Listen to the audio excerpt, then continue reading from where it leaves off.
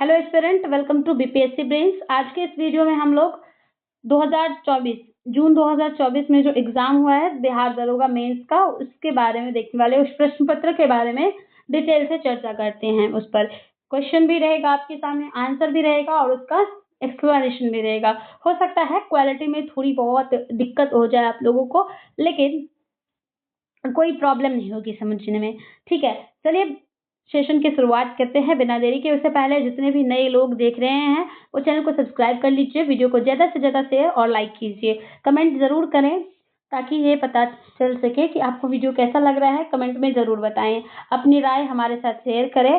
ठीक है, देखिए सबसे पहला क्वेश्चन है कि 140 भाषाओं में गायन का विश्व रिकॉर्ड बनाने का गौरव किस भारतीय को प्राप्त हुआ है। ऐसा कौन सा भारतीय है जो कि 140 भाषाओं में गीत गाता है? क्या करता है? 140 भाषाओं में गीत गाता है और उसने विश्व रिकॉर्ड बना लिया है। तो वो है Sucheta Satish. Option number B सही उत्तर सुचेता सतीश हो जाएंगे। ठीक है, 140 भाषाओं में गायन का विश्व रिकॉर्ड बनाने का गौरव केरल की 19 वर्षीय सुचेता सतीश को प्राप्त हुआ है और उनको ये उपलब्धि दुबई में आयोजित कॉन्सर्ट ऑफ क्लाइमेट नामक कार्यक्रम में हासिल किया है। उन्होंने किसमें हासिल किया है? कॉन्सर्ट ऑफ क्लाइमेट नामक कार्यक्रम में हासिल किया है।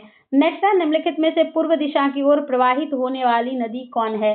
पूर्व दिशा की ओर प्रवाहित होने वाली नदी इनमें से कौन है? तो प्रवाहित होने वाली नदी वैतरणी है। कौन? वैतरणी। ऑप्शन नंबर ए सही उत्तर वैतरणी होगा। देखिए वैतरणी नदी पूर्व दिशा की ओर प्रवाहित होने वाली नदी है। वैतरणी ओडिशा की क्योंझर पहाड़ियों से निकलकर पूर्व तथा दक्षिण पूर्व की ओर बहते हुए बंगाल की खाड़ी में गिरती है। कहाँ गिरती है? पूर्व तथा दक्षिण पूर्व की ओर बहते हुए बंगाल की खाड़ी में गिरती है। प्रायद्वीपीय भारत की जो अधिकांश नदियां हैं वो पूर्व की ओर ही प्रवाहित होती हैं क्योंकि इनका मुख्य जल विभाजक पश्चिमी घाट है। यानी कि आप समझ गए होंगे आप लोग, ये प्रायद्वीपीय भारत की जितनी भी नदियां हैं उनका जल किधर आता है? बंगाल की खाड़ी में ही विस्तृत होता है। क्या होता है? बंगाल की खाड़ी में ही प्रवाहित होता है, बंगाल की खाड़ी में ही विस्तृत होता है, गिरता है। क्योंकि जो भी प्रायद्वीपीय भारत की जो अधिकांश नदियां हैं, आपने देखा होगा ये आपका प्रायद्वीपीय भारत है। बहुत अच्छा तो नहीं बनेगा अभी। देखिए ये आपका प्रायद्वीपीय भारत है, ये आपका प्रायद्वीपीय भारत है। और इस प्रायद्वीपीय भारत में जो अधिकांश नदियां हैं, क्या है? अधिकांश नदियां, उनका बहाव किधर है? बंगाल की खाड़ी की तरफ। वो पश्चिमी घाट से निकलती है। कहाँ से निकलती है? वो पश्चिमी घाट की तरफ से निकलती हैं और बंगाल की खाड़ी में अपना जल प्रवाहित करती हैं इस प्रकार से। ठीक है, तो आपको बिल्कुल भी चिंता करने की जरूरत नहीं क्योंकि इनका क्या होता है? जल विभाजक पश्चिमी घाट में है। ठीक है, नर्मदा, प्रायद्वीपीय नदियों में नर्मदा व तापी ही सामान्य बहाव के दिशा के विपरीत पूर्व से पश्चिम की ओर भ्रंश घाटियों से होकर प्रवाहित होती है। इसमें से जो नर्मदा नदी है और जो तापी नदी है वो कहाँ प्रवाहित होती है? तो वो अपना नर्मदा और तापी नदी जो है वो अपना जल अरब सागर में प्रवाहित करती है, अरब सागर में विस्तृत करती है, अरब सागर में गिराती है अपना जल। कहाँ पे? अरब सागर में, जो नर्मदा और तापी नदी है, ये याद रखिएगा। नर्मदा नदी 1312 किलोमीटर मध्य प्रदेश में अमरकंटक पहाड़ी से निकलने के बाद उत्तर में विंध्यन पर्वत तथा दक्षिण में सतपुरा पर्वत के मध्य भ्रंश घाटी से होकर बहते हुए अरब सागर की खंभात की खाड़ी में गिरती है। कहाँ पर गिरती है ये? अरब सागर के खंभात की खाड़ी में गिरती है। कौन? जो नर्मदा नदी है वो, याद रखेगा। नर्मदा नदी पर ही सरदार सरोवर परियोजना है। कहाँ पर? नर्मदा नदी पर सरदार सरोवर परियोजना है और ये जबलपुर के पास भेड़ा घाट की संगमरमर सैलों को काटकर धुआंधार जलप्रपात का निर्माण करती है। सैलों को काटकर, सैल यानी कि पत्थरों को काटकर ये क्या करती है? धुआंधार जलप्रपात का निर्माण करती है। यहाँ पे एक पॉइंट है कि धुआंधार जलप्रपात किसे कहते हैं? तो मुद्दा है कि धुआंधार जलप्रपात कहते किसे हैं? धुआंधार जलप्रपात हम उसे कहते हैं जब नर्मदा नदी तीव्र गति से संगमरमर की पहाड़ियों से होती तीव्र गति से जब 50 फुट की ऊंचाई से नीचे गिरती हैं। कितनी ऊंचाई से? 50 फुट की ऊंचाई से वो नीचे गिरती है तो जल जो गिरता है और जल में धुआं जैसा जो वातावरण बन जाता है, इसी कारण से धुआंधार जलप्रपात कहा जाता है। ठीक है, देखिए नेक्स्ट है कि ओरसंग नर्मदा के दाएं तट की प्रमुख सहायक नदी है एवं तावा बंजर सेर आदि ये अन्य सहायक नदियां हैं। ये क्या है? तवा, बंजर और सेर ये अन्य इसकी नर्मदा की अन्य सहायक नदियां हैं। तापी नदी 724 किलोमीटर मध्य प्रदेश के बैतूल जिले में सतपुरा की पहाड़ियों से निकलती है और भ्रंश घाटी से बहते हुए सूरत के आगे खंभात की खाड़ी में गिरती है। कहाँ पर? सूरत के आगे। नेक्स्ट है गिरना तापी की बाएं तट की तथा अरुणावती इसके दाएं तट से मिलने वाली प्रमुख सहायक नदियां हैं। भरतपुजा केरल की सबसे बड़ी नदी है और इसे पोन्नानी के नाम से जाना जाता है। यह अन्नामलाई की पहाड़ियों से निकलकर पश्चिम दिशा में प्रवाहित होते हुए पेन्नानी नामक स्थान के पास अरब सागर में गिरती है। कहाँ पर गिरती है? अरब सागर में गिरती है। प्रायद्वीपीय क्षेत्र से निकलने वाली अधिकांश नदियां जो पूर्व दिशा में प्रवाहित होती हैं वे बंगाल की खाड़ी में तथा पश्चिम दिशा में प्रवाहित होने वाली नदियां अरब सागर में गिरती हैं। जैसे कि आप लोग ने देखा होगा जो गोदावरी नदी है, जो कावेरी नदी है, वो उनका जो उद्गम स्थल है वो इधर से है, पश्चिम से है। तो उनका स्थल पश्चिम से है। कावेरी गोदावरी जो नदियां हैं तो वो अपना जल बंगाल की खाड़ी में प्रवाहित करती हैं। ठीक है, नेक्स्ट देखिए, नेक्स्ट क्वेश्चन क्या है। और इसमें और है कि बंगाल की खाड़ी में गिरने वाली जो नदियां हैं उनका नाम देख लीजिए। पूर्व दिशा की ओर प्रवाहित होने वाली जो नदियां हैं वो है स्वर्णरेखा, ब्राह्मणी, गोदावरी, कृष्णा, कावेरी, पन्नार और मदुरई। ये जो सारी नदियां हैं ये कहाँ गिरती हैं? ये अपना जल कहाँ प्रवाहित करती हैं? तो ये अपना जल पूर्व दिशा यानी कि बंगाल की खाड़ी में प्रवाहित करती हैं। और पश्चिम दिशा की ओर यानी कि अरब सागर में गिरने वाली जो नदियां हैं वह है नर्मदा, ताप्ती, साबरमती, माही, घग्गर और लूनी। ये सब कहाँ पर अपना जल प्रवाहित करती हैं? तो ये प्रवाहित करती हैं अरब सागर में। नेक्स्ट है किस अनुच्छेद में भारत सरकार के कार्यों का वर्णन किया गया है? भारत सरकार के कार्य से संबंधित जो अनुच्छेद है वो कौन सा है? वो अनुच्छेद 77 है। ऑप्शन नंबर बी सही उत्तर अनुच्छेद 77 हो जाएगा। यहाँ पे आप एक क्वेश्चन देखिएगा, उसके साथ आपके बहुत सारे टॉपिक कवर हो जाएंगे, कोई भी संशय नहीं बचेगा, क्योंकि डिटेल में इसका एक्सप्लेनेशन किया जा रहा है तो आपको अच्छे से समझ जरूर आएगा।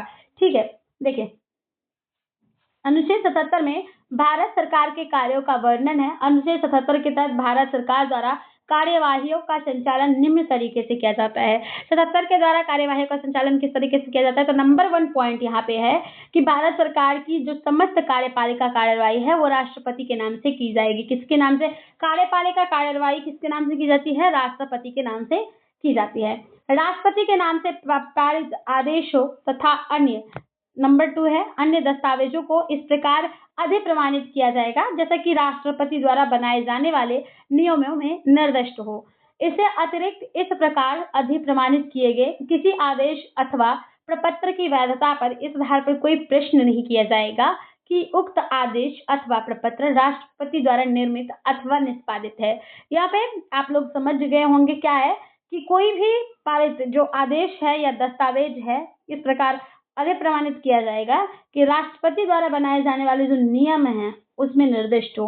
इसके अतिरिक्त इस प्रकार अधिप्रमाणित किए गए किसी आदेश या फिर कोई भी प्रपत्र की वैधता पर आधार पर कोई प्रश्न नहीं किया जाएगा और ये जो आदेश होगा या प्रपत्र होगा ये राष्ट्रपति द्वारा निर्मित और निष्पादित हो, ऐसा कहा गया है। तीसरा पॉइंट है कि राष्ट्रपति भारत सरकार की कार्यवाहियों को और सुगम बनाने के लिए साथ ही मंत्रियों के बीच कार्यों का आवंटन करने के संबंध में भी नियम बनाएंगे। राष्ट्रपति भारत सरकार का कार्य अधिक सुविधा पूर्वक किए जाने के लिए मंत्रियों में उक्त कार्य के आवंटन के लिए नियम भी बनाएगा। अनुच्छेद 3 देखिए, नए राज्यों का निर्माण और वर्तमान राज्य के क्षेत्रों, सीमाओं या नामों में परिवर्तन से संबंधित जो अनुच्छेद है वो कौन सा अनुच्छेद है? अनुच्छेद नंबर 3 है।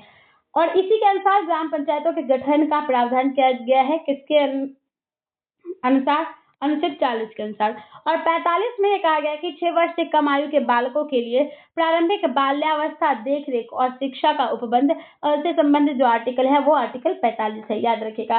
नेक्स्ट है मानव ठक्कर किस खेल से संबंधित है? मानव ठक्कर किस खेल से संबंधित है? तो मानव ठक्कर संबंधित है टेबल टेनिस से। ऑप्शन नंबर डी सही उत्तर टेबल टेनिस हो जाएगा। इंटरनेशनल टेबल टेनिस एसोसिएशन की जो स्थापना है वो 1926 में की गई है, जो यहाँ पे संबंधित पॉइंट है और परीक्षा के दृष्टिकोण से महत्वपूर्ण है, वो देख लीजिए।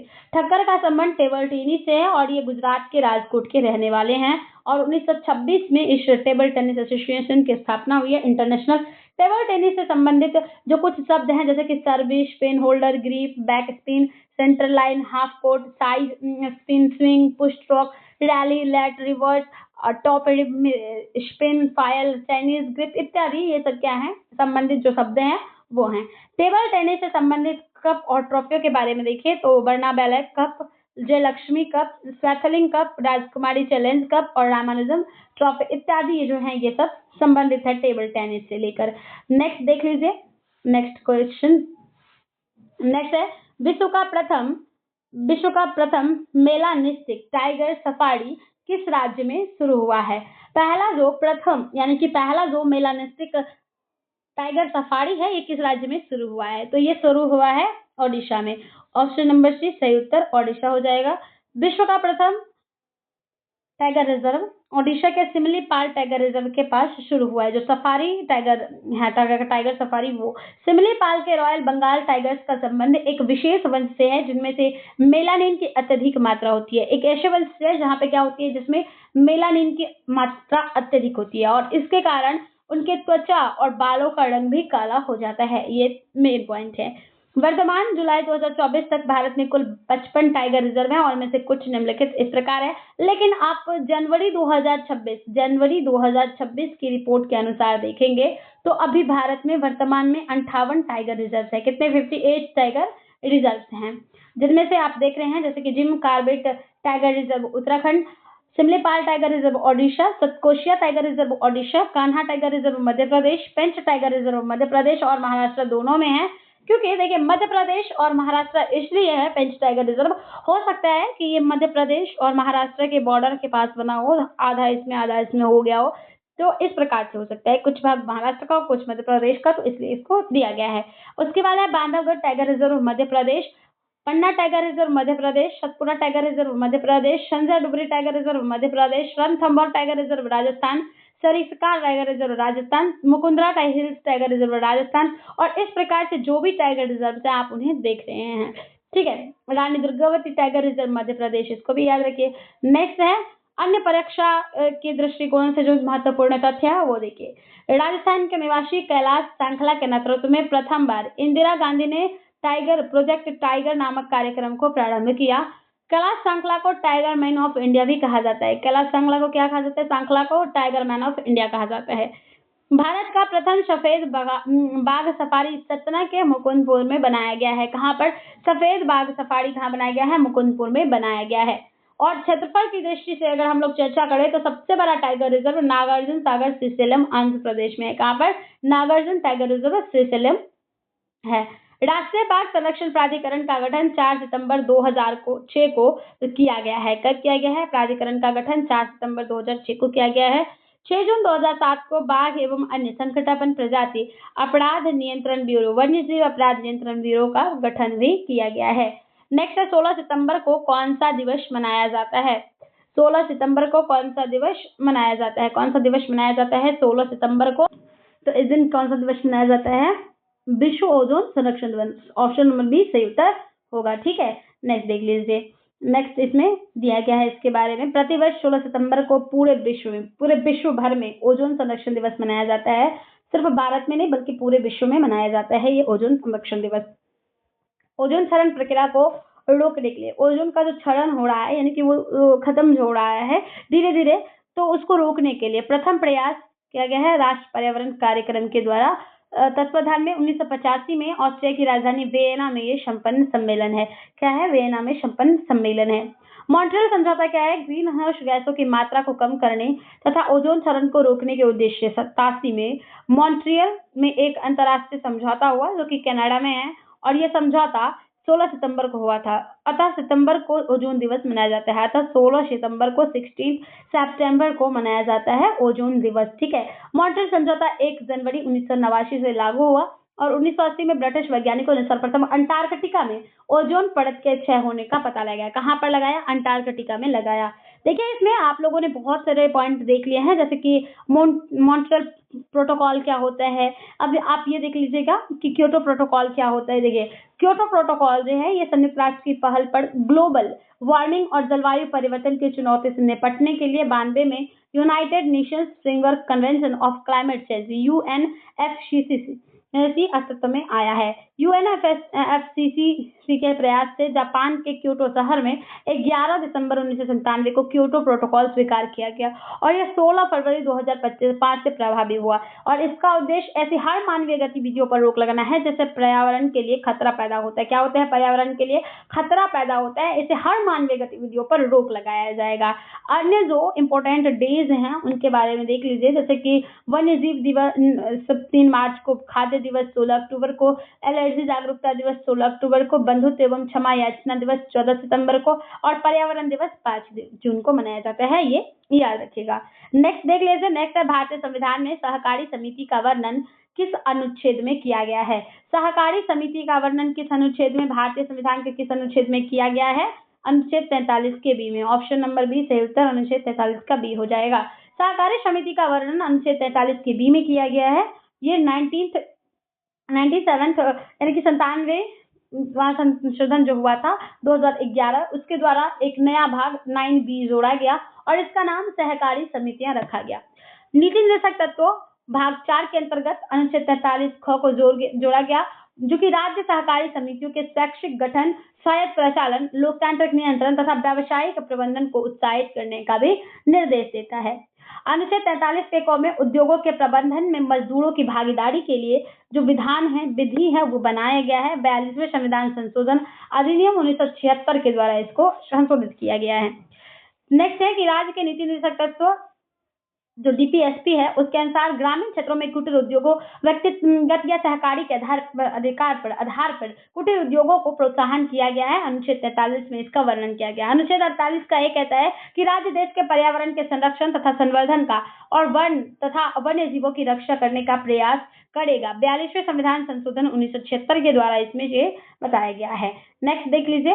नेक्स्ट क्वेश्चन सरदार स्वर्ण सिंह की सिफारिश पर अनुशंसा पर 42वां संविधान संशोधन 1976 द्वारा भारतीय संविधान में भाग 4 के क को जोड़ा गया और अनुच्छेद 51 के क के अंतर्गत 10 मूल कर्तव्यों की सूची का समावेशन भी किया गया। क्या किया गया है?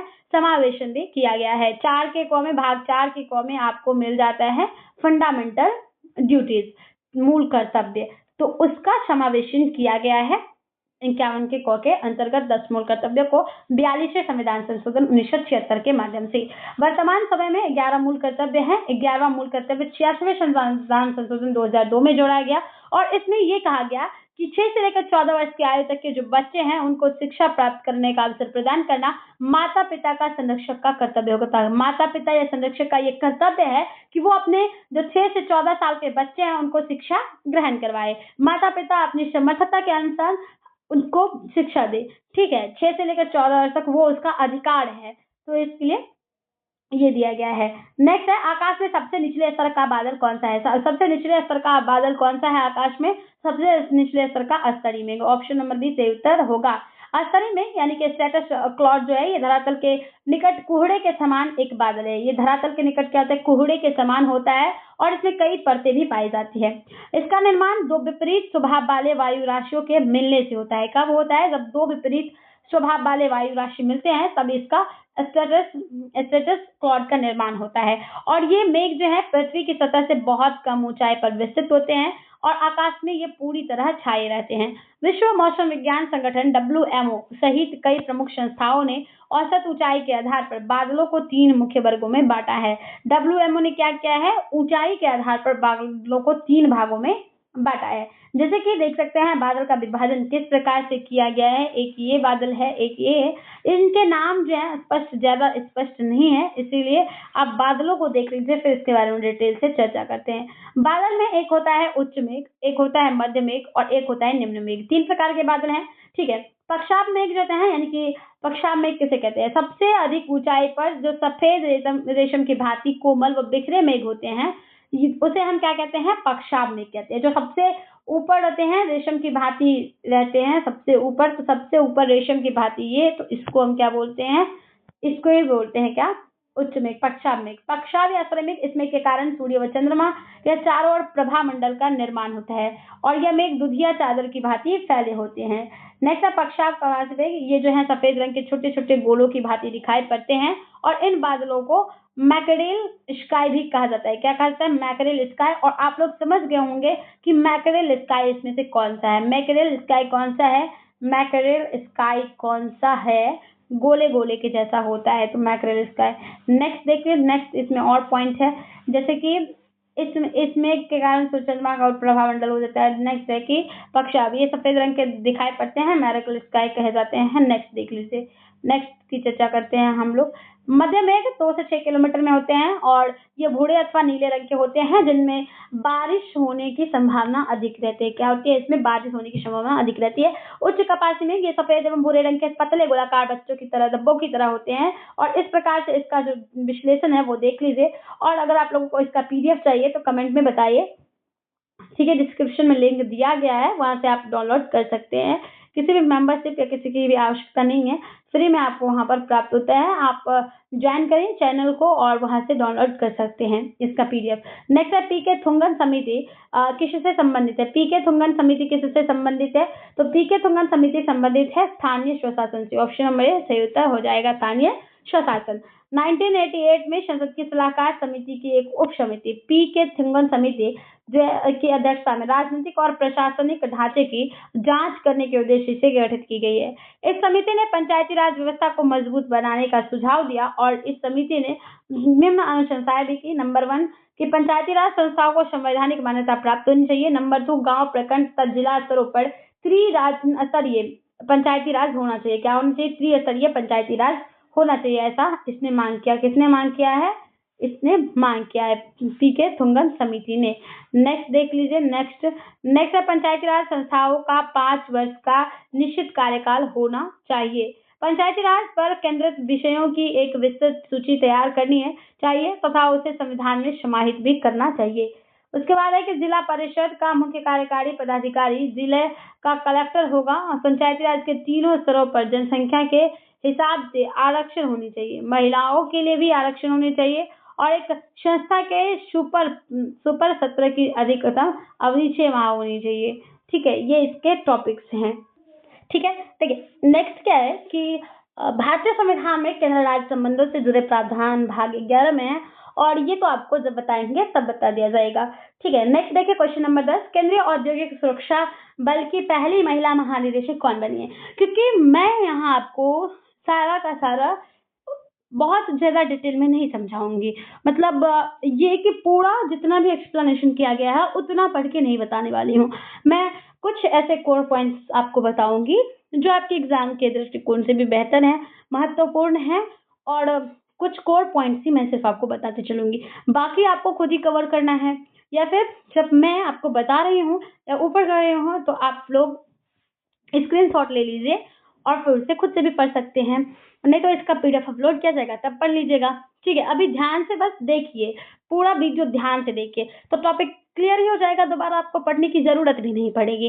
देखिए यहाँ क्या है, केंद्रीय औद्योगिक सुरक्षा बल की पहली महिला महानिदेशक कौन बनी है? औद्योगिक सुरक्षा बल की पहली महिला निदेशक कौन बनी है? तो पहली महिला निदेशक जो है वो नीना सिंह है। ऑप्शन नंबर डी सही उत्तर नीना सिंह हो जाएंगे। केंद्रीय औद्योगिक सुरक्षा बल की जो पहली महिला है वो नीना सिंह है। सुमन कुमारी पाकिस्तान में सिविल जज के रूप में नियुक्त होने वाली पहली हिंदू महिला हैं और गीता राणा लद्दाख में सेना की पहली महिला अफसर बनी है। शिवांगी सिंह भारत की पहली महिला फाइटर पायलट हैं। शिवांगी जोशी नौसेना की पहली महिला पायलट हैं और रितु वाहड़ी उत्तराखंड हाईकोर्ट की पहली महिला मुख्य न्यायाधीश बनी है। अक्षता कृष्णमूर्ति मंगल ग्रह पर रोवर संचालित करने वाली पहली भारतीय नागरिक बनी है। तो ये जो पहली हैं, जहाँ पे पहला है, पहली महिला बनी है, उन सब के बारे में है। तो इसका स्क्रीनशॉट आप ले लीजिए, मैं बस कुछ चंद सेकंड रुकती हूँ तो आप तब तक स्क्रीनशॉट ले लीजिए। ठीक है, सभी लोग स्क्रीनशॉट ले लीजिए, उसके बाद आगे बढ़ते हैं। ठीक है, देखिए नेक्स्ट क्वेश्चन है, वायुमंडल में ऑक्सीजन का पुनर्चक्रण किस विधि के द्वारा होता है? ऑक्सीजन का पुनर्चक्रण वायुमंडल में किस विधि के द्वारा, किस क्रिया के द्वारा होता है? तो ये होता है प्रकाश संश्लेषण के द्वारा। किसके द्वारा? प्रकाश संश्लेषण के द्वारा। जानते हैं आप सभी, वायुमंडल में प्रकाश संश्लेषण के द्वारा ही ऑक्सीजन का पुनर्चक्रण होता है। वायुमंडल में ऑक्सीजन का पुनर्चक्रण प्रकाश संश्लेषण की विधि के माध्यम से होता है। ऑक्सीजन चक्र या ऑक्सीजन का पुनर्चक्रण की चर्चा करें इस पर, तो ऑक्सीजन का निर्माण स्थलीय पारिस्थितिकी तंत्र के सुपोषित हरे पौधे तथा सागरीय पारितंत्र के पादप प्लवक द्वारा प्रकाश संश्लेषण की क्रिया द्वारा होता है, यानी कि फोटोप्लैंक्टन के द्वारा होता है। ठीक है, क्या इस चीज के द्वारा? फाइटोप्लैंक्टन के द्वारा होता है, फाइटोप्लैंक्टन के द्वारा, पादप प्लवक के द्वारा होता है ये जो ऑक्सीजन का पुनर्चक्रण है। ठीक है, नेक्स्ट देख लीजिए क्वेश्चन। नेक्स्ट उससे पहले देखिए किस प्रकार से इसके अलावा ज्वालामुखी उद्भेद, खनिज ऑक्साइड के न्यूनीकरण के द्वारा भी ऑक्सीजन वायुमंडल में पहुंचती है तथा सागरीय, जलीय, स्थलीय जंतुओं द्वारा श्वसन, खनिजों के ऑक्सीकरण तथा लकड़ियों और जीवाश्म खनिजों के जलने से वायुमंडलीय ऑक्सीजन के भंडार में खर्च होता है और इस तरह ऑक्सीजन का पुनर्चक्रण भी चलता रहता है। क्या होता है? चलता रहता है। अब मैं आपको यहाँ पे ये बता दूं कि ऑक्सीजन का पुनर्चक्रण किस प्रकार से होता है। थोड़ा सा छोटा कर लेते हैं ताकि एक ही बार में समझ जाए। देखिए ये क्या है? ऑक्सीजन चक्र है। क्या है? ऑक्सीजन चक्र है। तो प्रकाश संश्लेषण, वायुमंडलीय ऑक्सीजन O2 कार्बन यानी कि C6H12O6 होता है, फिर उसका शोषण करते हैं, फिर कार्बन डाइऑक्साइड क्या करते हैं? कार्बन डाइऑक्साइड CO2 जल के माध्यम से जो भी होता है एक करते हैं हम लोग। तो ये इस प्रकार से होता है। ठीक है, देखिए ऑक्सीजन चक्र के संचालन का मुख्य कारण क्या होता है? प्रकाश संश्लेषण होता है। आधुनिक वातावरण और पृथ्वी पर जीवन के लिए ये जिम्मेदार है। क्या करते हैं? सुबह को हम क्या लेते हैं प्यारे साथियों? सुबह को हम क्या लेते हैं? सबसे महत्वपूर्ण प्रकाश संश्लेषण। ये सुबह को प्रकाश संश्लेषण के माध्यम से हम लोग ऑक्सीजन ग्रहण करते हैं। क्या करते हैं? प्रकाश संश्लेषण के माध्यम से ही ऑक्सीजन प्राप्त करते हैं। क्या करते हैं? ऑक्सीजन प्राप्त करते हैं। कार्बनिक अणु होता है और फिर वायुमंडलीय ऑक्सीजन आती है, फिर हम जो सांस लेते हैं उसके माध्यम से या फिर जल वगैरह सभी के माध्यम से प्रकाश संश्लेषण करते हैं। कार्बन डाइऑक्साइड भी आता है, तो सभी महत्वपूर्ण होता है हमारे इस प्रक्रिया में। ठीक है, मतलब ऑक्सीजन के पुनर्चक्रण में जब रासायनिक चक्रण यानी कि जब ऊपर आपने सिर्फ डायग्राम देखा है, अब आप इसमें समझ जाएंगे कि जब ये जीव मंडल के जैविक और अजैविक घटकों के बीच का सामंजस्य है, जीव मंडल को गतिशील एवं स्थिर बनाता है। सामंजस्य के द्वारा विभिन्न घटकों के बीच पदार्थ और ऊर्जा का स्थानांतरण होता है। यह वह रासायनिक क्रिया है, वह रासायनिक प्रक्रिया है जिसके फलस्वरूप किसी तत्व या यौगिक में विद्युत ऋणात्मक परमाणुओं या मूलकों का अनुपात बढ़ जाता है, किसी यौगिक में विद्युत धनात्मक या मूलकों का अनुपात कम हो जाता है। तो इसको इस प्रकार से बोलते हैं। नेक्स्ट है स्थानीय स्वशासन के प्रतिनिधि के चुनाव लड़ने की न्यूनतम उम्र कितनी है? प्रतिनिधियों के चुनाव लड़ने की न्यूनतम उम्र कितनी है? तो स्थानीय स्वशासन में लड़ने की उम्र 21 वर्ष है। ऑप्शन नंबर सी सही उत्तर 21 वर्ष हो जाएगा। ठीक है, नेक्स्ट देखिए, जैसे कि पंचायती राज जैसे शब्द का अभिप्राय ग्रामीण स्थानीय स्वशासन पद्धति से है और इसके लिए 21 वर्ष होना ही काफी है, जो भी चुनाव लड़ना चाहता है उसके लिए। नेक्स्ट देख लीजिए, नेक्स्ट क्वेश्चन यहाँ पे नेक्स्ट है, सूची एक को सूची 2 से मिलान करें और कोड का चयन कीजिए, सही कोड का चयन कीजिए। माय प्रेसिडेंशियल ईयर, ये किसने लिखा है? माय प्रेसिडेंशियल ईयर ये लिखा है आपका, किसके द्वारा लिखा गया है? माय प्रेसिडेंशियल ईयर लिखा गया है आर वेंकटरमन के द्वारा। माय कंट्री माय लाइफ ये लिखा गया है लाल कृष्ण आडवाणी के द्वारा, और the insider PV Narasimha ji के द्वारा, और dynamics of an open society Atal Bihari Vajpayee के द्वारा। तो ऑप्शन नंबर बी सही उत्तर आपका हो जाएगा, याद रखिएगा। देखिए my presidents year R Venkataraman और भी अन्य पुस्तक हैं जैसे कि abode of love social harmony Narendra Modi के द्वारा, heads and tails Maneka Gandhi, straight from the heart Kapil Dev, mother Teresa, Naveen Chawla, dollar Bahu, Sudha मूर्ति, इन्होंने ये सब लिखा है। विदेश मंत्री एस जयशंकर ने लिखा है Modi shaping a global order in flux, Ambedkar life, Shashi Tharoor, the conspiracy good by Rajpakshe, Victory City, Salman Rushdie और Fox in the Road, My Days at RBI and Beyond। सी रंगराजन ने इस पुस्तक को लिखा है, सी रंगराजन के द्वारा ये लिखा गया है। ठीक है, तो इसके हिसाब से आप ये देख सकते हैं कि किस प्रकार कैसे कैसे क्या सब हुआ है और किस प्रकार के क्वेश्चंस पूछे जाते हैं। एक अच्छा सा डायमेंशन लगता है, अच्छा सा अनुमान भी लगता है कि ऐसे ऐसे होता है। कि सिंधु सभ्यता स्थल से 2 कमरे का बैरक मिला है। 2 कमरे का बैरक किस सिंधु सभ्यता के स्थल से मिला है? तो ये आपको हड़प्पा से मिला है। ऑप्शन नंबर सी हड़प्पा हो जाएगा। हड़प्पा से 2 कमरे का बैरक मिला है। हड़प्पा वर्तमान के पंजाब प्रांत, वर्तमान पाकिस्तान के पंजाब प्रांत में जो मंटगोमरी जिला है, मंटगोमरी जिला रावी नदी के बाएं तट पर वहां पर है। हड़प्पा के टीले का ध्वंसावशेषों के विषय में सर्वप्रथम जानकारी 1826 में चार्ल्स मेसन ने दी। किसके? हड़प्पा टीले के ध्वंसावशेषों के विषय में। और 1921 में दयाराम सहनी ने इसका सर्वेक्षण किया और 23 में इसका नियमित उत्खनन आरंभ हुआ। हड़प्पा से प्राप्त 2 टीलों से पूर्वी टीले को नगर टीला कहा जाता था और पश्चिमी टीले को दुर्ग टीला कहा जाता था। इसके नाम से संबोधित किया जाता था। अब दुर्ग टीला क्या था और नगर टीला क्या था? दुर्ग टीला जो था ये उच्च था, मतलब उच्च स्थानों पर था। यहाँ पे राजा रजवाड़े बोले या फिर आप बोल सकते हैं जो धनी मनी लोग थे वो ही निवास करते थे दुर्ग में, और नगर में जो छोटे मोटे लोग होते थे वो सब निवास करते थे नगर में, और यही राज परिवार दुर्ग टीले में निवास करता था। हड़प्पा से 6-6 की 2 पंक्तियों से निर्मित कुल 12 कक्षों वाली एक अन्नागार का अवशेष भी प्राप्त हुआ है। अन्नागार, वहां की अन्नागार बहुत ही अच्छी थी और इस प्रकार से बनाई गई थी कि उसमें कीड़े मकोड़े कुछ लगेंगे भी नहीं। हड़प्पा के समान आवास क्षेत्र के दक्षिण में एक ऐसा कब्रिस्तान मिला है जिसे समाधि R37 का नाम दिया गया है। ठीक है, नेक्स्ट देखिए कालीबंगा से क्या मिला है। तो ये गंगानगर जिले में वर्तमान हनुमानगढ़ जिला में स्थित है और इस पाक हड़प्पा परास्थल की खोज सर्वप्रथम ए घोष ने 1953 में किया। यह सरस्वती यानी कि घग्गर नदी के किनारे स्थित था और पाक सैंधव संस्कृति के सबसे महत्वपूर्ण जो उपलब्धि है वो है एक जुता हुआ खेत का साक्ष्य। और इस प्रकार से आप ये देखिए मोहनजोदड़ो से भी बहुत सारी चीजें मिली हैं, जैसे कि लड़काना जिले में स्थित है सिंध प्रांत के, अभी वर्तमान के ये पाकिस्तान में स्थित है। सर्वप्रथम इसकी खोज 1922 में राखलदास बैनर्जी ने की। और मोहनजोदड़ो का सिंधी भाषा में शाब्दिक अर्थ क्या होता है? जो मृतकों का टीला है उसे हम मोहनजोदड़ो बोलते हैं। और यहाँ से सर्वाधिक मोहर प्राप्त हुई है। विशाल अन्नागार मिले हैं यहाँ से भी, और स्नानागार के साक्ष्य मिले हैं। आप सभी जानते हैं स्नानागार मिले हैं। पक्के ईंटों के घर भी मिले हैं। यहाँ पे पक्के ईंटें मिलते थे, यानी कि पक्की हुई ईंट मिलती थी। राखी गढ़ी जो कि वर्तमान हरियाणा के हिसार जिले में स्थित एक प्रमुख पुरातात्विक स्थल है भारत का, और यहाँ से अन्नागार एवं रक्षा प्राचीर के साक्ष्य मिले हैं। 2012 में ग्लोबल हेरिटेज फंड ने इसे एशिया के 10 ऐसे विरासत स्थलों की सूची में शामिल किया जिनके नष्ट हो जाने का भी खतरा बना है।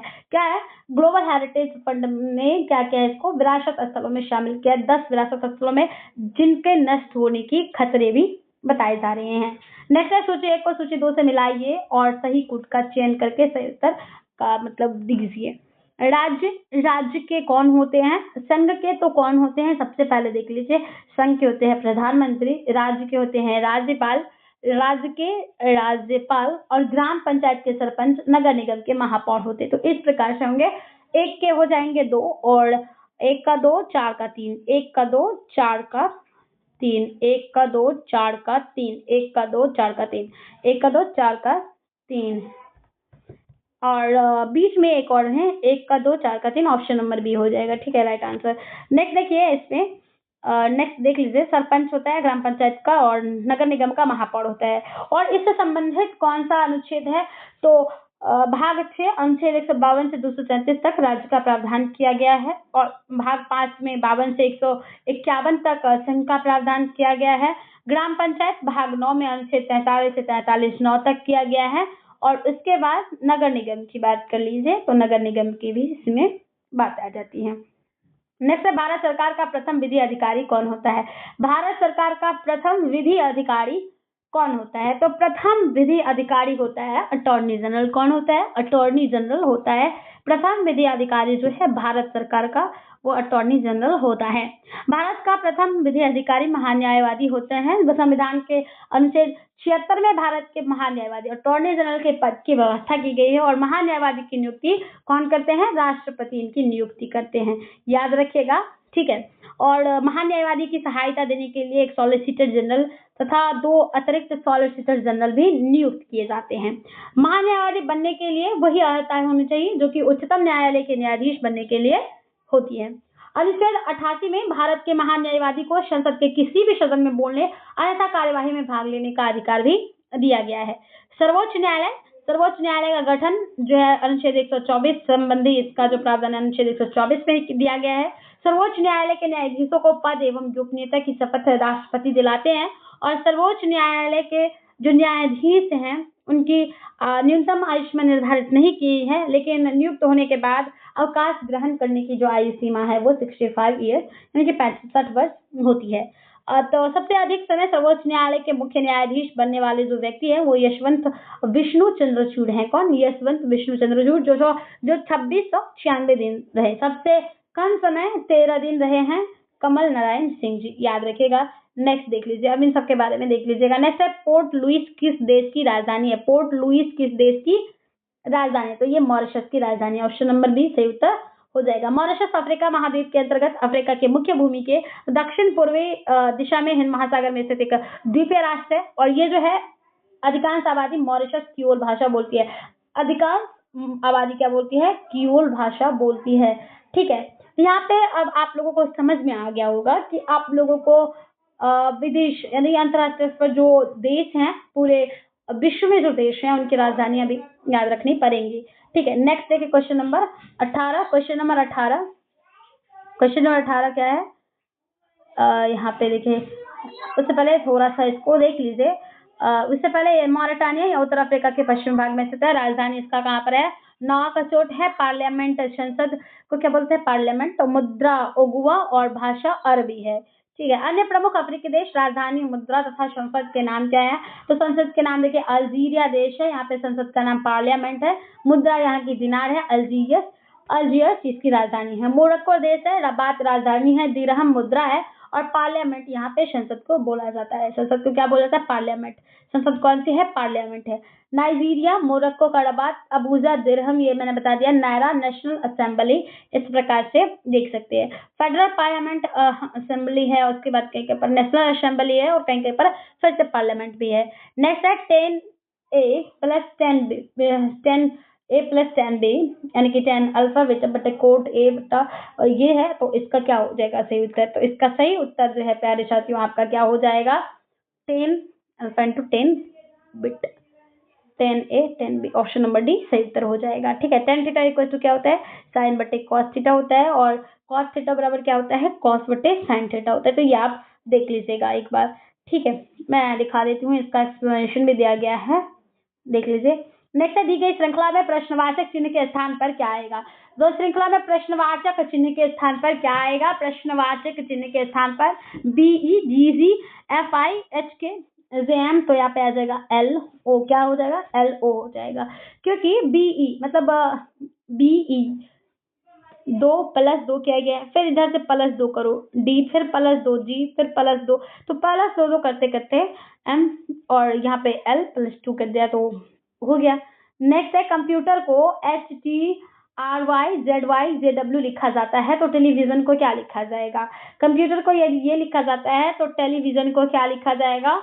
ये लिखा जाएगा। ऑप्शन नंबर डी सही उत्तर हो जाएगा। ठीक है, देखिए क्योंकि इसमें +5 किया गया है तो इसमें भी टेलीविजन में +5 करते चलिए, तो आपका सही उत्तर आ गया है यहाँ पे। नेक्स्ट देख लीजिए, नेक्स्ट क्वेश्चन है 9:30।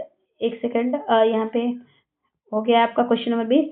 नेक्स्ट है 9:30 पर घंटे एवं मिनट की सुई के बीच का कोण बनेगा। 9:30 हो रहे हैं तो यहाँ पे घंटे और मिनट की सुई के बीच का कोण क्या होगा? तो इसको सबसे पहले देख लीजिए, आंसर दिया गया है 105 डिग्री, लेकिन आपको मैं बता देती हूँ। मान लीजिए ये आपकी घड़ी है, एक सेकेंड यहाँ पे बनाते हैं आपकी घड़ी, ये आपकी घड़ी है और यहाँ से 12 1 2 एक सेकेंड 12 ले लीजिए, यहाँ पे 3 बजता है, यहाँ पे 6 बजता है और यहाँ पर 9 बजता है। 12 6 3 9 बजता है। सही बात है। तो 9 यहाँ पे अगर बजेगा, 12 3 6 और 9 बजता है, 9:30 होता है। 9:30 होता है यहाँ पे आपका 9:30। तो यहाँ पे क्या होगी? मिनट की सुई, इसके बीच का कोण क्या हो जाएगा? तो इसके बीच का कोण कितना होता है? 105 डिग्री। ऑप्शन नंबर सी सही उत्तर होगा, क्योंकि देखिए 60 माइनस 11 हो गया है, तो 11 इसको घटा दिया गया है और इस प्रकार से h equal to 9, m equal to 30 और इस प्रकार से 105 दे दिया, आपका सही उत्तर हो जाएगा। नेक्स्ट है 45 बच्चे का औसत 14 वर्ष है। एक शिक्षक को सम्मिलित करने पर औसत 6 महीने बढ़ जाते हैं, तो शिक्षक की आयु क्या होगी? शिक्षक की आयु क्या हो जाएगी? 37 वर्ष हो जाएगी और इसे भी देख लीजिए। नेक्स्ट है दी गई श्रृंखला में प्रश्नवाचक चिन्ह के स्थान पर क्या आएगा? मैं आपको इसका सॉल्यूशन दिखा देती हूँ, देख लीजिए क्या आएगा, नहीं आएगा। इस प्रकार से दिया गया है 9:80 समानुपात 100 अनुपात क्या होगा? तो समानुपात 9 के अनुपात में 80 है, 100 के अनुपात में क्या होगा? तो 80 है, यहाँ पे क्या हो जाएगा? देख लीजिए 100 के अनुपात में यहाँ पे क्या हो जाएगा? आपका सही उत्तर 9,999 हो जाएगा। 9:80 जिस प्रकार से 9 square minus 1 equal to 81 minus 1 equal to 80 है, उसी प्रकार के 100 का स्क्वायर माइनस 1, तो यहाँ पे हो जाएगा 9,999। नेक्स्ट है कौन सा ग्रंथ तमिल व्याकरण है? तमिल व्याकरण इसमें से कौन सा है? तो तोल काव्यम जो है ये काव्यम, ये तमिल का व्याकरण है, तमिल व्याकरण है। इसकी रचना तोलकाप्पियर के द्वारा किया गया है। इस ग्रंथ से हिंदू धर्मशास्त्रों में वर्णित विवाह के 8 प्रकार ब्रह्म, दैव, आर्ष, प्रजापति, असुर, गंधर्व, राक्षस तथा जो भी है पिशाच विवाह, इन सब के बारे में बताया गया है। यह ग्रंथ प्राचीन संगम वंश, चोल, चेर एवं पांड्य के से संबंधित है। संगम साहित्य का संग्रह लगभग 300 से ईसा पूर्व से 300 ईस्वी तक तमिलों द्वारा सामाजिक पृष्ठभूमि में किया गया था। अन्य जो संगम साहित्यकालीन पुस्तक हैं वो हैं शिल्पाधिकारम, इलांगो अडिगल और मणि मेखले, शीतले सतनार, जीवक चिंतामणि, तिलचक देवरे, जैन भिक्षु और तिरुकुलर तिरुवल्लुवाड़। उसके बाद इराम अवतारम कंचन कंबन है। इस प्रकार से ये लेखक हैं और इस प्रकार से पुस्तक के नाम दिए गए हैं। अन्य जो फैक्ट्स हैं एग्जाम के दृष्टिकोण से वो भी देख लीजिए, ठीक है। नेक्स्ट देख लीजिए, नेक्स्ट क्वेश्चन है 26। वकाटक राजवंश के बाद किस राजवंश ने दक्षिण भारत में शासन किया है? वकाटक राजवंश के बाद किस राजवंश ने दक्षिण भारत में शासन किया? तो शासन क्या? चालुक्य राजवंश ने। किसने? चालुक्य ने। ऑप्शन नंबर डी सही उत्तर चालुक्य राजवंश हो जाएगा। चालुक्य को आपको पता है, चालुक्य राजवंश में भी 3 प्रकार के चालुक्य थे। कितने प्रकार के चालुक्य थे? 3 प्रकार के चालुक्य थे। एक थे वेंगी के चालुक्य, एक थे वातापी के चालुक्य, एक थे वातापी या आप बादामी बोलिए, वो चालुक्य थे, और एक थे कल्याणी के चालुक्य। एक कहाँ के चालुक्य थे? एक थे कल्याणी के चालुक्य।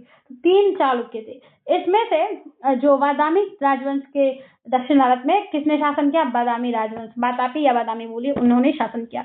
वकाटक राजवंश 3वीं शताब्दी से 6वीं शताब्दी ईस्वी तक दक्षिणापथ में शासन करने वाला समस्त राजवंशों में वकाटक वंश सर्वाधिक सम्मानित तथा सुसंस्कृत था। क्या था? सुसंस्कृत था। बादामी के चालुक्य ईसा 6वीं शताब्दी के मध्य 8वीं शताब्दी के मध्य दक्षिणापथ पर चालुक्य वंश को शाखा का आधिपत्य रहा है। कहाँ पर? चालुक्य वंश के शाखा का आधिपत्य रहा है। और इस प्रकार से चोल के बारे में दिया गया है, सातवाहन राजवंश के बारे में दिया गया है, राष्ट्रकूट वंश के बारे में दिया गया है। इसका पीडीएफ अपलोड किया जाएगा, आप उसे तब देख लीजिएगा। नेक्स्ट है कि अशोक का टोपड़ा अभिलेख किसने सर्वप्रथम खोजा? अशोक का टोपड़ा अभिलेख खोजा किसने? तो खोजा था Firoz Shah Tughlaq. Option number C सही उत्तर फिरोज शाह तुगलक हो जाएगा। फिरोज शाह तुगलक ने टोपरा कला यानी कि गुजरात के गिरनार की पहाड़ियों में शिकार के लिए आया, तब उसकी नजर इस स्तंभ पर पड़ी और पहले वह इसे तोड़ना चाहता था, लेकिन बाद में इसे अपने साथ दिल्ली ले जाने का मन बनाया। और इस बात का वर्णन इतिहासकार स्यासे सिराज करता है तारीखी फिरोज शाही में। अशोक के शिलालेख की खोज 1750 में पार्टरेडी पैंथेलर ने की थी और अशोक के अभिलेख पढ़ने में सबसे पहली सफलता 1837 में जेम्स प्रिंसेप को हुई। किसको हुई? जेम्स प्रिंसेप को हुई। ठीक है, नेक्स्ट देखिए, नेक्स्ट अशोक के सभी अभिलेखों का विषय प्रशासनिक था, जबकि रुमन देवी का जो अभिलेख है वो विषय आर्थिक था। तो इस प्रकार आप देख सकते हैं। नेक्स्ट है सर्वप्रथम कृषि का साक्ष्य किस स्थल से प्राप्त हुआ है? सर्वप्रथम कृषि का साक्ष्य कहाँ से मिला है? तो सर्वप्रथम जो कृषि का साक्ष्य है वो मेहरगढ़ से मिला है। ऑप्शन नंबर बी सही उत्तर मेहरगढ़ हो जाएगा। ठीक है, मेहरगढ़ अभी वर्तमान पाकिस्तान के बलूचिस्तान में स्थित है। कहाँ पर है? वर्तमान पाकिस्तान के बलूचिस्तान में स्थित है। यहाँ से 7000 ईस्वी पूर्व के गेहूं के साक्ष्य मिले हैं, जबकि प्राचीनतम चावल के साक्ष्य वाला स्थल कोल्डेहवा से चावल मिला है। ये इलाहाबाद जिला में स्थित है। नवीनतम खोजों के आधार पर भारतीय उपमहाद्वीप में प्राचीन कृषि साक्ष्य वाला स्थल उत्तर प्रदेश में के संत कबीर नगर जिले के स्थित लहुड़ा देव है। यहाँ से 9000 ईसा पूर्व से लेकर 7000 ईसा पूर्व के बीच के चावल के साक्ष्य भी प्राप्त हुए हैं। नेक्स्ट देख लीजिए, ये सब है आपके पॉइंट्स। और कुछ हड़प्पा कालीन पुरास्थल हैं जो किस प्रकार से दिए गए हैं, देख लीजिए। नेक्स्ट देखिए, नेक्स्ट है कि रेहला पुस्तक किसके द्वारा लिखा गया है। किताब उल लहला जो है, किताब उल रहला जो है किसके द्वारा लिखा गया है, तो ये इब्न बतूता के द्वारा। ऑप्शन नंबर सी सही उत्तर हो जाएगा। ये अफ्रीका का रहने वाला था और ये 1333 में मोहम्मद बिन तुगलक के शासनकाल में भारत आया। सुल्तान ने इसे दिल्ली का काजी नियुक्त किया और 1342 में इसे अपना राजदूत बनाकर चीन भेजा था। मोहम्मद बिन तुगलक के बारे में विस्तृत जानकारी किताब उल रहला में ही मिलती है और रहला के तत्कालीन डाक व्यवस्था का विस्तृत विवरण भी उपलब्ध है। अन्य महत्वपूर्ण सल्तनतकालीन पुस्तकें लज़्ज़त-ए-सिकंदरी, यह पुस्तक संगीत से संबंधित है जिसकी रचना सिकंदर लोदी के शासनकाल में हुई थी। तबकात-ए-नासिरी मिनहाज-उस-सिराज की रचना है जिसमें मोहम्मद गौरी से लेकर नासिरुद्दीन मोहम्मद तक के इतिहास का वर्णन किया गया है। और एक पुस्तक है इल्बरी वंश, ये मुख्य रूप से इल्बरी वंश के शासक नासिरुद्दीन मोहम्मद से भी संबंधित है। तारीख-ए फिरोजशाही जियाउद्दीन बरनी की ये कृति है और इसमें बलबन के सिंहासनारोहण से लेकर फिरोज शाह तुगलक के शासनकाल तक का वर्णन किया गया है। फुतुहात-ए-फिरोजशाही फिरोज शाह तुगलक की आत्मकथा इसमें है। फुतुहात-उस-सलातिनी यह इस्लामी की कृति है और मोहम्मद बिन तुगलक द्वारा गठित विभाग दीवान रियासत का उल्लेख मिलता है और सुल्तान ने विद्रोहियों का पता लगाने के लिए इसे बनाया था। यह पुस्तक बहमनी साम्राज्य के संस्थापक अलाउद्दीन हसन बहमन शाह को समर्पित है। ये जो पुस्तक है, कौन सा पुस्तक है ये, देखिए दीवान, इसमें चरखे का उल्लेख किया गया है, फुतुह-ए-सलातिनी पुस्तक। ठीक है, नेक्स्ट है निम्नलिखित स्वतंत्रता संघर्ष के घटनाओं पर विचार कीजिए। स्वतंत्रता संघर्ष के घटनाओं पर विचार करना है। ठीक है, तो भारत छोड़ो आंदोलन, उसके बाद व्यक्तिगत संग्रह, उसके बाद अगस्त प्रस्ताव आया। तो सबसे पहले आपका यहाँ पर क्या हुआ है, व्यक्तिगत सत्याग्रह, फिर भारत छोड़ो आंदोलन, फिर कृप्स मिशन और फिर अगस्त प्रस्ताव, इस प्रकार से हो जाएगा। ठीक है, देख लीजिए 3-2 इस प्रकार से होगा आपका ये। इस प्रकार से सबसे पहले क्या हो जाएगा, सबसे पहले अगस्त प्रस्ताव यहाँ पे क्या लिखा गया है, अगस्त प्रस्ताव सबसे पहले कैसे हो सकता है। संघर्ष के घटनाओं पर विचार कीजिए, स्वतंत्रता संघर्ष के घटनाओं पर और घटित वर्ष के क्रम में व्यवस्थित करें। अगस्त प्रस्ताव सबसे पहले, इसके बाद व्यक्तिगत भारत छोड़ो आंदोलन, कृप्स मिशन। देखते हैं इसके बारे में डिटेल से, आइए। तो ऑप्शन नंबर सी से उत्तर दिया गया है। उपयुक्त स्वतंत्रता संघर्ष के घटनाओं का क्रम इस प्रकार है। अगस्त प्रस्ताव 1940 में अगस्त में आया। उसके बाद व्यक्तिगत संग्रह सत्याग्रह 1940 को, ऐसा ही बात है। और कृप्स मिशन 1940 में आया। उसके बाद भारत छोड़ो आंदोलन 8 अगस्त 1942 को हुआ, भारत छोड़ो आंदोलन। तो इस प्रकार से सही उत्तर ऑप्शन नंबर सी हो गया है। ठीक है, नेक्स्ट देखिए, नेक्स्ट गलतियां सबसे होती है तो आप लोग भी इसको देख लीजिए, कोई बात नहीं है, इसमें कोई बड़ी बात नहीं है। ठीक है, नेक्स्ट क्वेश्चन देखिए, यहाँ पे ये सारे डिटेल बताए गए हैं और पीडीएफ अपलोड होगा तो आप देख लीजिएगा। भारतीय सेना द्वारा महिला सशक्तिकरण के लिए 2 महिला स्पोर्ट कंपनी AGSC की शुरुआत कहाँ की गई है। तो 2 महिला स्पोर्ट कंपनी की शुरुआत कहाँ पर की गई है। ऑप्शन नंबर ए महू और पुणे में। AGSC की शुरुआत महू और पुणे में की गई है। 8 मार्च 2024 को अंतर्राष्ट्रीय महिला दिवस पर भारतीय सेना ने 2 आर्मी गर्ल्स स्पोर्ट्स कंपनियों AGSC के गठन की घोषणा की है। महू में आर्मी मार्क्समैनशिप यूनिट और पुणे में आर्मी स्पोर्ट्स इंस्टीट्यूट है। ज्योति शर्मा भारतीय सेना की पहली महिला जज बनी है और शिवांगी जोशी पहली महिला पायलट बनी है, ये भी याद रखिए। नेक्स्ट है मिशन दिव्यास्त्र का संबंध किस मिसाइल रक्षा प्रणाली से। दिव्यास्त्र का संबंध किस मिसाइल रक्षा प्रणाली से, तो इसका संबंध अग्नि 5 से है। ऑप्शन नंबर सी से उत्तर अग्नि 5 हो जाएगा। अग्नि 5 मिसाइल श्रृंखला सबसे लंबी दूरी की मिसाइल है और इसकी मारक क्षमता 5000 किलोमीटर से भी अधिक है। तो अग्नि 5 मिसाइल को ही मिशन दिव्यास्त्र का नाम दिया गया है और मिशन दिव्यास्त्र एक क्या है, रक्षा प्रणाली से संबंधित है। अग्नि 5 मिसाइल एक मिसाइल है जो कि रक्षा प्रणाली से संबंधित है। अग्नि 5 मिसाइल भारत की एकमात्र अंतर महाद्वीपीय बैलिस्टिक मिसाइल है और अग्नि 5 की गति ध्वनि की गति से लगभग 24 गुना अधिक है। कितनी? ध्वनि की गति से लगभग 34 गुना अधिक है। अग्नि 5 मिसाइल को रक्षा अनुसंधान और विकास संगठन DRDO द्वारा मेक इन इंडिया परियोजना के तहत विकसित किया गया है और इस व्यास के सफल परीक्षण के साथ साथ भारत अब चुनिंदा देशों के समूह में शामिल हो गया है जिनके पास MRI क्षमता भी है, MIRV क्षमता भी है। नेक्स्ट है मुंडेश्वरी महोत्सव बिहार के किस जिले में मनाया जाता है? मुंडेश्वरी महोत्सव बिहार के भभुआ जिले में मनाया जाता है, कैमूर जिले में मनाया जाता है। ऑप्शन नंबर बी कैमूर सही हो जाएगा, क्योंकि मुंडेश्वरी माता का जो मंदिर है वो कैमूर जिले के रामगढ़ गांव के पवड़ा पहाड़ी पर स्थित है और इसकी ऊंचाई कितनी है? 600 फीट है। कितनी है? 600 फुट है। इसी प्रकार से किस राज्य में कौन कौन से दिवस मनाए जाते हैं महोत्सव? जैसे कि खोंगजोम दिवस मणिपुर में मनाया जाता है। नागी पक्षी महोत्सव बिहार जमुई 2024 इस प्रकार से कहाँ पर मनाया जाता है ये देख लीजिए। नेक्स्ट है निम्नलिखित में जैव अनिम्नीकरण पदार्थ कौन कौन है? जैव अनिम्नी पदार्थ कौन कौन से हैं? जैव अनिम्नी पदार्थ की बात करें तो प्लास्टिक, PVC और लकड़ी, ये सब क्या है? निम्नीकरण है, ये घुल जाते हैं। ठीक है, इसको जला दीजिए, जल जाते हैं, और लकड़ी को भी जलाइएगा तो ये जलकर राख बन जाता है। लेकिन पॉलीथीन, डिटर्जेंट और ब्लीचिंग पाउडर ये आपके एक हो जाएंगे और एक हो जाएगा प्लास्टिक, पॉलीथीन और DDT। ऑप्शन नंबर डी सही उत्तर हो जाएगा। कैसे? तो देखिए, जैव अनिम्नीकरण पदार्थ ऐसा पदार्थ जो सूक्ष्म जीवों द्वारा अपघटित नहीं हो पाता है और इस श्रेणी के पदार्थ तरल उत्पादों में नहीं परिवर्तित होते हैं, जैसे कि polythene, detergent, bleaching powder, plastic, DDT, पीरकनाशी, जहरीली भारी धात में सीसा, पारा, आर्सेनिक, कैडमियम, ये रेडियो सक्रिय तत्व, रासायनिक यौगिक इत्यादि हैं और यह पदार्थ कणीय तरलता गैस हो सकते हैं जो कि खाद्य श्रृंखला में प्रवेश करके जीवों को हानि पहुंचा सकते हैं। जीवों को क्या कर सकते हैं?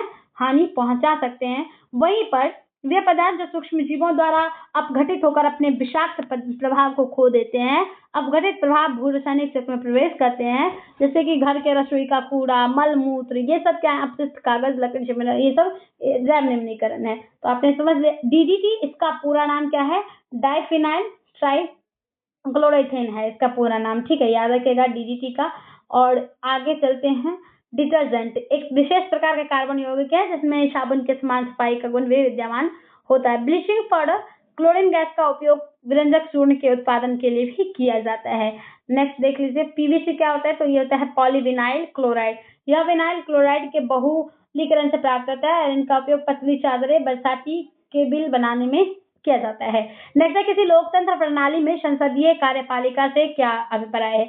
लोकतंत्र प्रणाली में संसदीय कार्यपालिका की क्या भूमिका है, क्या अभिप्राय है इसे? तो ऐसी कार्यपालिका जो संसद के बहुमत के समर्थन पर निर्भर हो उसे इनके कहते हैं संसदीय लोकतंत्र प्रणाली। ऑप्शन नंबर डी से उत्तर होगा।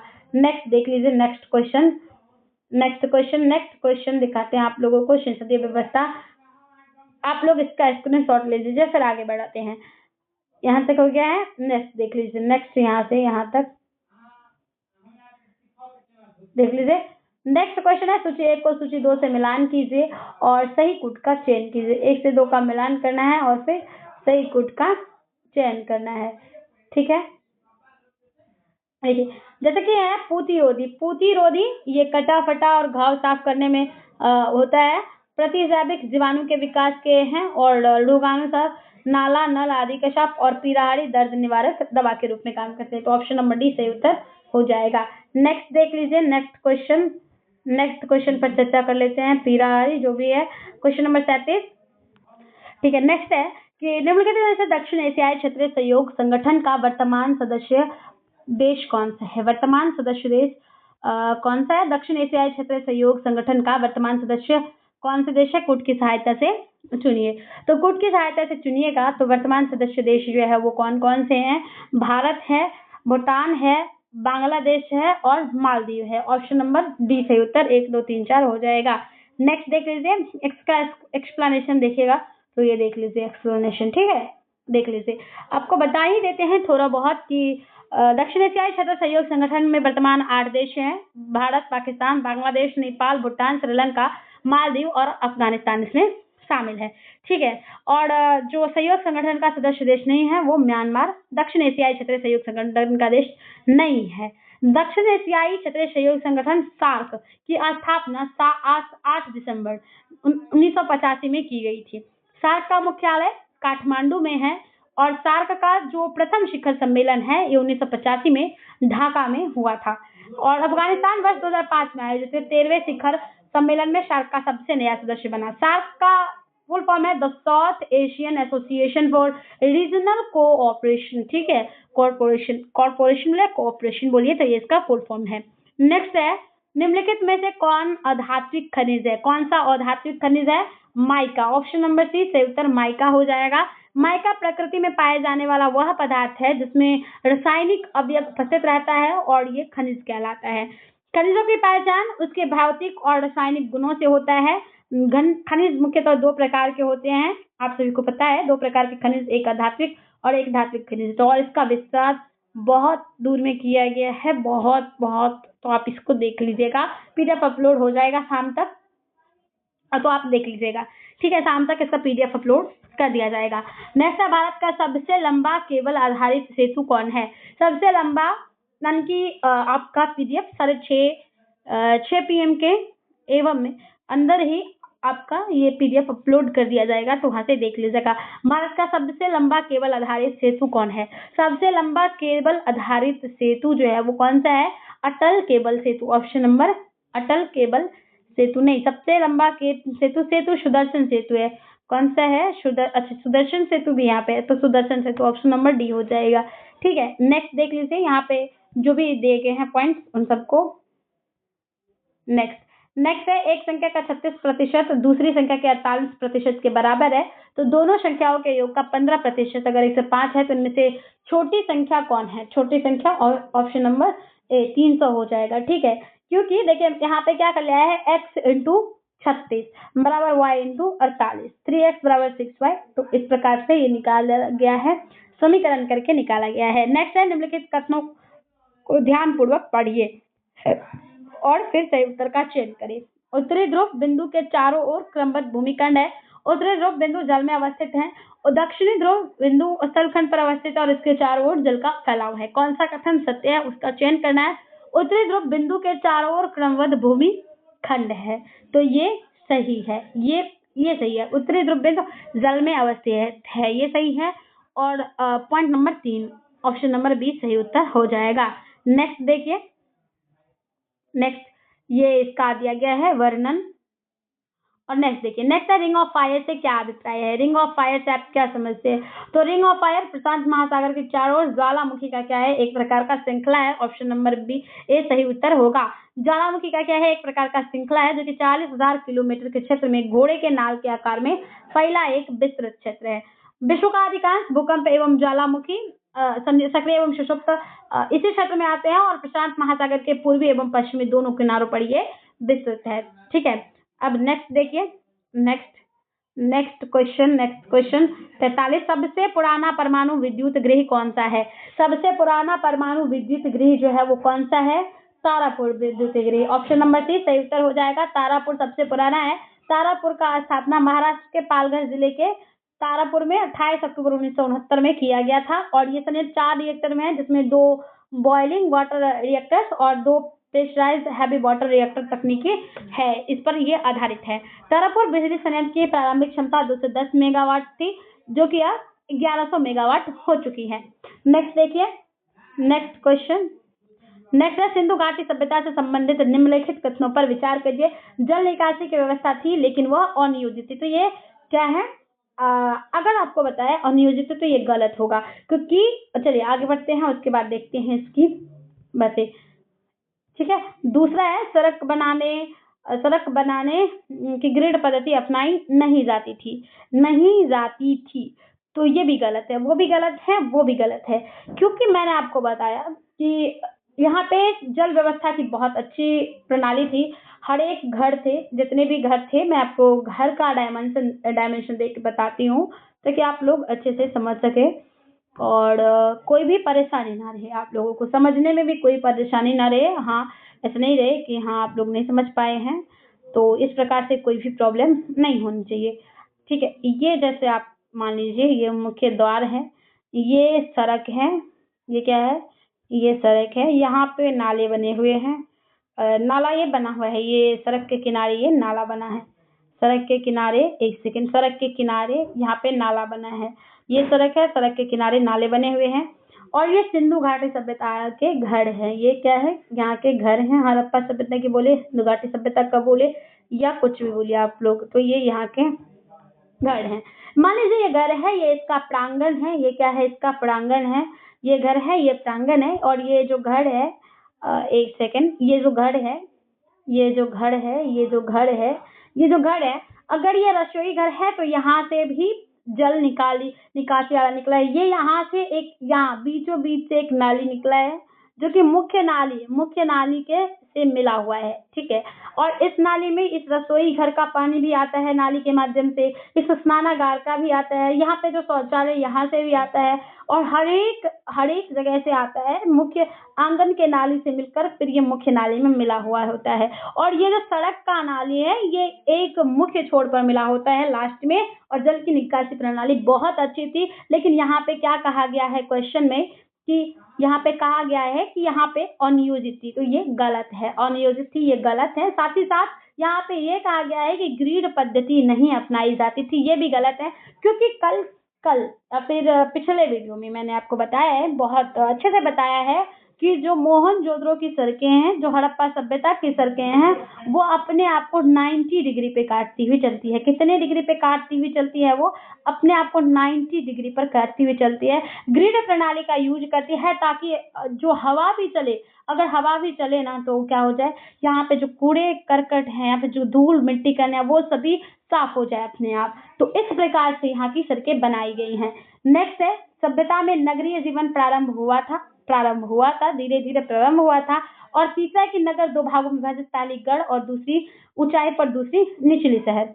ठीक है, गढ़ या ऊंचाई और पर दूसरी निचली शहर। यहाँ पे मैंने आपको बताया है अभी कुछ देर पहले ही, कि दुर्ग में जो बड़े घराने के लोग रहते, तो वो रहते थे, वो ऊपर का हिस्सा होता था, और निचला हिस्सा उसको ये बोलते थे निचला शहर।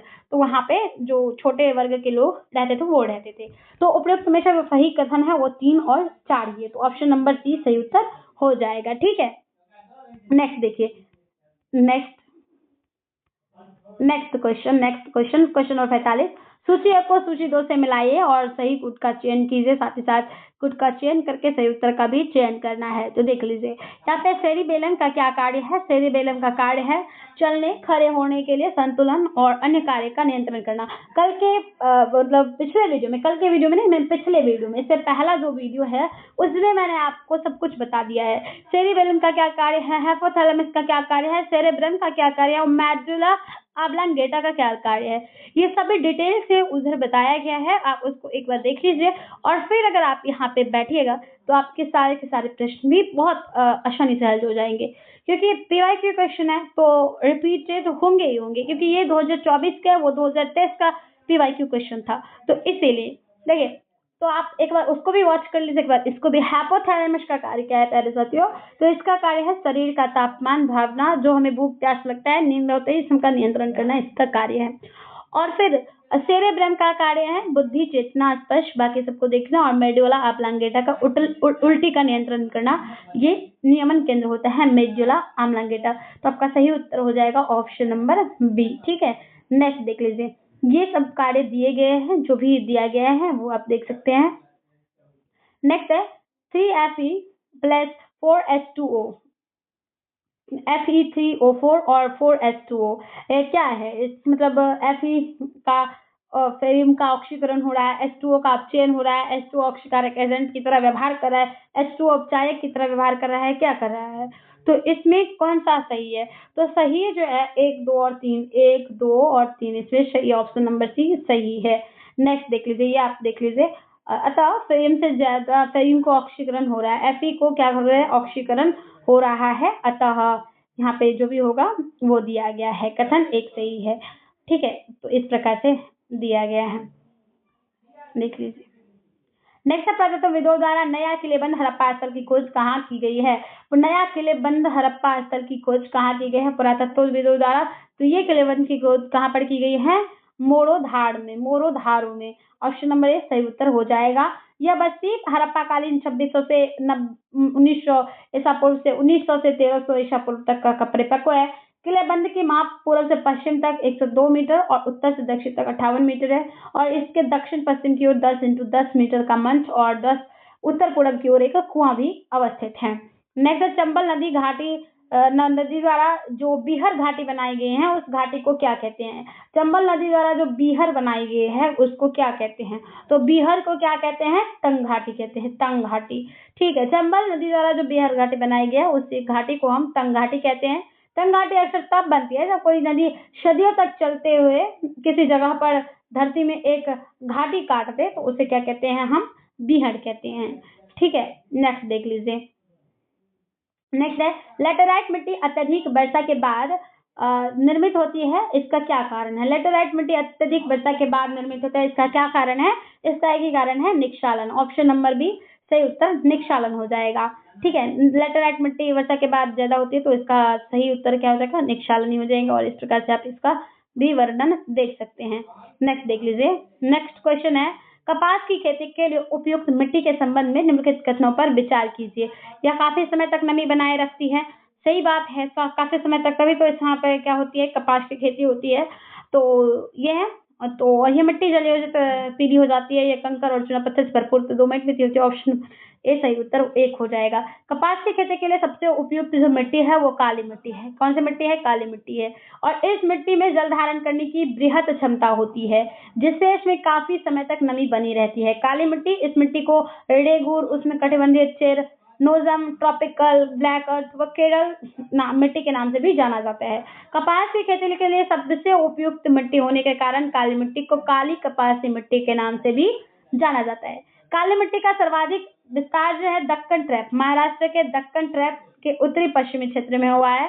और भारत में काली मिट्टी का निर्माण कैसे हुआ है? ज्वालामुखी विस्फोट से काली मिट्टी का निर्माण हुआ है। निकले लावा के ठंडा होने के बाद विशाल चट्टान के अपक्षय हुआ अपरदन से हुआ है और इसलिए इसे लावा मिट्टी भी कहा जाता है।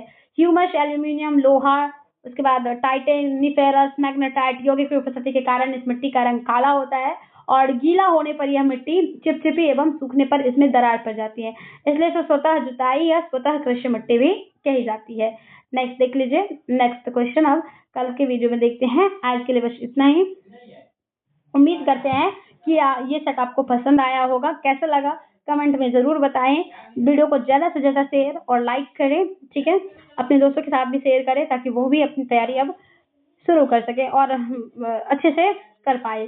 धन्यवाद, मिलते हैं कल के वीडियो में। तब तक के लिए अपना ध्यान रखिएगा।